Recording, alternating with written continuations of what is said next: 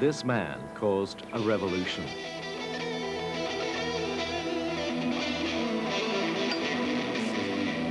Leo Fender, the creator of the Stratocaster guitar. Without the Fender Stratocaster, the popular music of the last 40 years would have sounded very different, and musicians like Buddy Holly, Jimi Hendrix, and Eric Clapton may never have won their places in the history books. When you hit it right, it's got a sound that you cannot duplicate.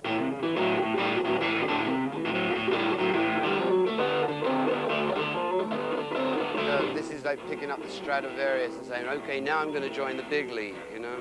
So this is the big boy's tool, you know? This is no toy, you know? This is the hardware department.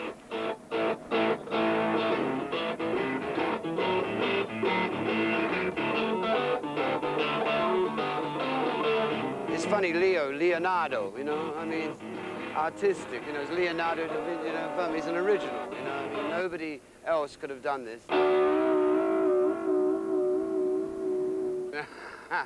It's inspired, you know, and that's why we play them.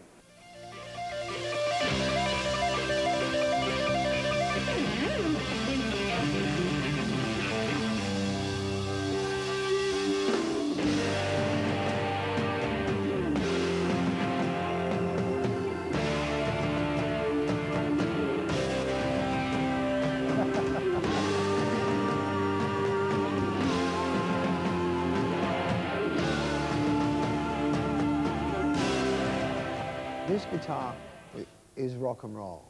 This guitar was designed for people who play rock and roll. And it's sexy, you know. It has that whole thing. It's lustful, and it belongs in the rock and roll genre. It's the 50s thing, Cadillacs, Harley Davidsons, jukeboxes, and it's a classic look. You know. Owning a Stratocaster was the ultimate thing you could possibly have. I mean, when the day that I owned a Stratocaster, I had everything I ever wanted. Me and some guys from school had a band and we tried real hard. Jimmy quit, Jody got married.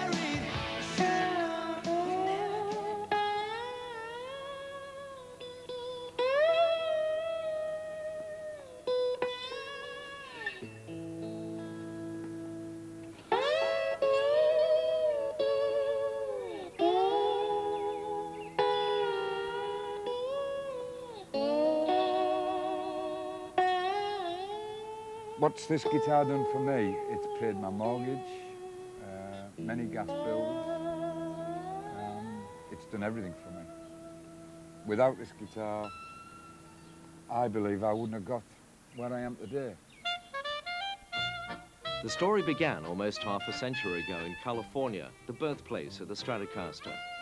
Leo Fender, a dirt farmer's son, had a fascination for electronics and ran a successful radio repair shop in Orange County, California, a hotbed of the electronics industry in the late 1940s. Leo developed his first laptop steel guitars, which he hoped would be used for his favorite country and western and Hawaiian guitar music. Don Randall supplied Leo with the electronic parts, and he saw the potential for a completely new breed of guitar.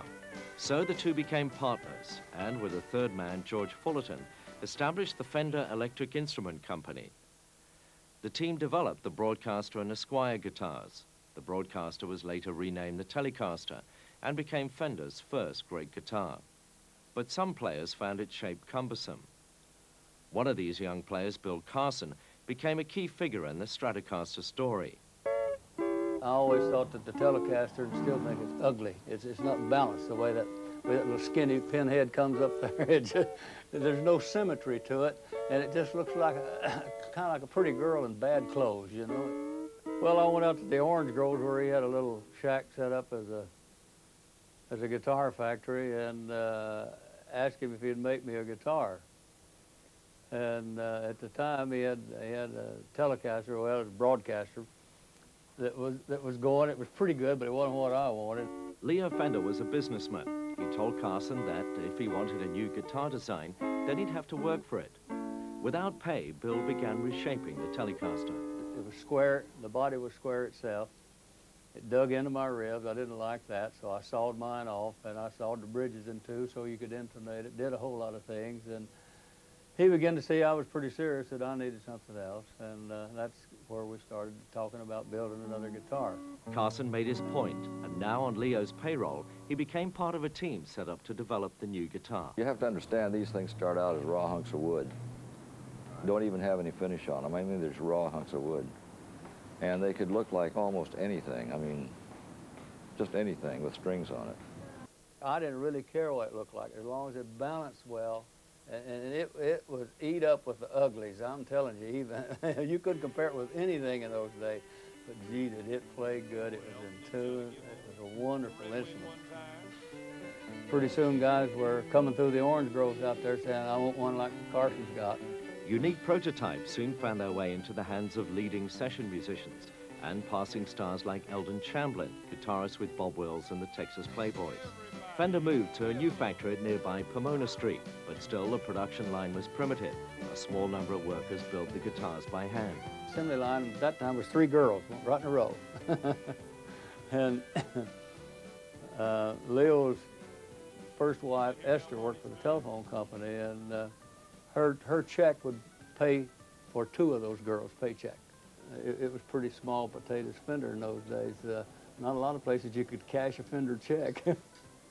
Leo never lost his no-nonsense attitude. The farmer's son knew all about hard work and long hours. In the factory, he expected his employees to do the same. Forrest White was brought in to oversee production. He found that it wasn't easy working for Leo. He'd go to the girls and say, here, make this change and so on.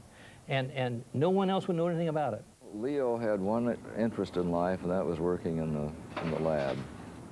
That and having punch presses running. He was trying all kinds of phony medical things, you know. One time he drank enough carrot juice, he turned orange. As ideas for the new guitar took shape, Fender geared up for a big increase in production.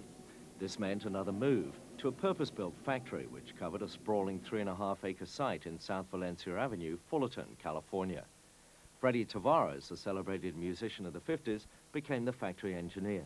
The first job he said he did was he took a board and he sanded it flat, and he had to thumbtack a piece of white paper on it, and he drew 2 lines that were 25.5 inches apart, and that was the nut and the bridge that became the Stratocaster. He was a prince of a person and one of the best engineers that ever came down the pike. He did an awful lot towards the success of the Fender company. Inspired by tail fins, 50s flash, and the sky-high optimism of the space age, and of course Bill Carson's practical modifications, the Stratocaster was launched in 1954, costing $269, a month's wages for the average American. Its revolutionary design had a contoured body shape, 3 separate pickups, accurate controls, and a new synchronized tremolo unit. The Stratocaster was to become the sound of the future, but it wasn't an immediate hit. First time I showed it at the show, I got all kinds of, you know, snide remarks like, what do? Paddle your canoe with that thing? Or, that'd make a good snow shovel. But guitarists loved it. The 50s, the dawn of the rock and roll age, was the era of bobby socks, Wurlitzer jukeboxes, Harley Davidsons, and the youth revolution. Teenagers wanted thrills and excitement. Most of all, they wanted to express themselves through music, and that meant rock and roll. I don't know if Leo really had any idea of what he was onto, you know. I think the funny thing is that he just stumbled accidentally on a formula which cannot be improved upon.